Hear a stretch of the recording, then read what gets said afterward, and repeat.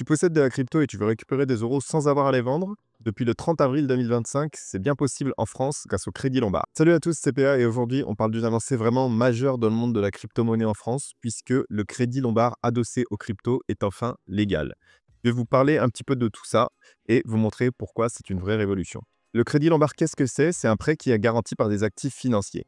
Et jusqu'à présent, il n'y avait que les actifs traditionnels qui pouvaient être utilisés. Donc, quand je parle d'actifs traditionnels, c'était tout simplement des actions, ça pouvait être une assurance vie, ce genre de choses. Désormais, il est possible d'utiliser ces crypto-monnaies comme collatéral pour pouvoir faire un crédit lombard. À savoir, il y a des conditions assez spécifiques lorsque vous faites un crédit lombard. C'est selon ce que vous déposez comme collatéral, vous allez avoir une possibilité d'emprunter qui est plus ou moins élevée. Plus l'actif est considéré à risque, moins vous allez pouvoir avoir un emprunt qui est important. Par exemple, je vais vous montrer quelques détails que j'ai.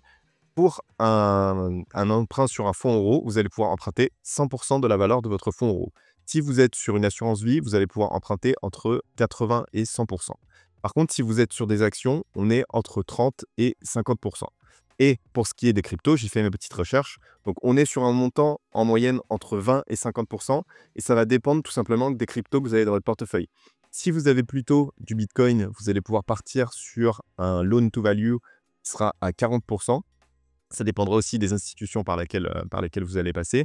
Mais voilà, si vous êtes plutôt, je pense que si vous êtes sur des shitcoins ou ce genre de choses, vous n'allez pas avoir un aussi bon loan to value. Mais si vous êtes sur Bitcoin et Ethereum, vous aurez la possibilité d'avoir un loan to value qui sera plutôt important. Information importante à noter, si vous voulez mettre en place un crédit lombard, il faut que vous passiez par une institution qui possède le PSAN. Le PSAN, c'est une certification qui est donnée par l'AMF, l'autorité des marchés financiers. Je vais vous mettre un lien dans la description vers le site de l'AMF, tout simplement, et vous pourrez vérifier directement là-dessus les institutions qui possèdent le PSAN. Je vais vous en donner quelques-unes qui sont déjà plutôt bien connues dans le monde de la crypto. Vous avez notamment Bitpanda, donc, qui le possède. Vous avez également Trade Republic, mais je ne vous conseille pas d'avoir vos cryptos sur Trade Republic, puisque vous ne pouvez pas les retirer, à ma connaissance. Ça n'a pas changé depuis la dernière fois que j'ai regardé. Et vous avez également Binance qui doit être utilisé par une grande partie d'entre vous. Petite coupure pour un instant promo pour vous présenter le partenaire de la chaîne qui est Bitunix. Avec Bitunix, vous pouvez trader un devier jusqu'à x125 sans KYC.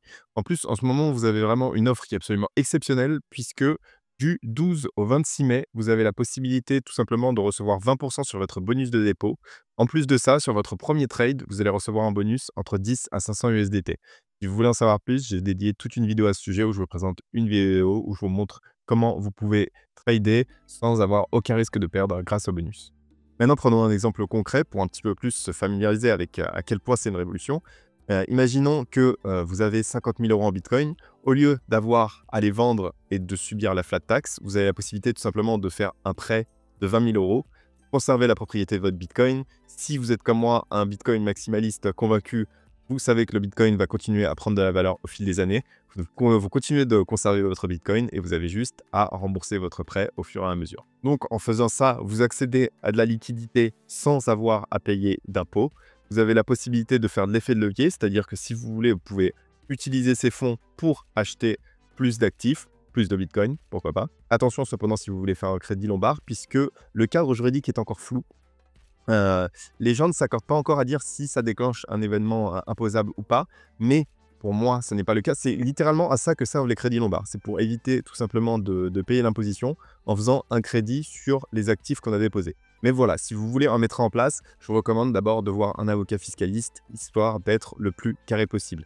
Je suis également extrêmement preneur, si certains d'entre vous ont déjà commencé à mettre en place un crédit lombard, d'avoir leur retour dans les commentaires. Ce serait extrêmement pertinent et j'apprécierais vraiment beaucoup. Voilà, c'était tout pour cette vidéo. Franchement, cette vidéo, j'ai vraiment fait avec plaisir parce qu'on a pour la première fois, j'ai l'impression, de ma vie, quelque chose de positif pour les investisseurs crypto en France. Donc, c'est vraiment quelque chose qui va dans le bon chemin. La possibilité vraiment d'éviter les 30% qui saignent n'importe quel investisseur crypto. Ça fait vraiment plaisir.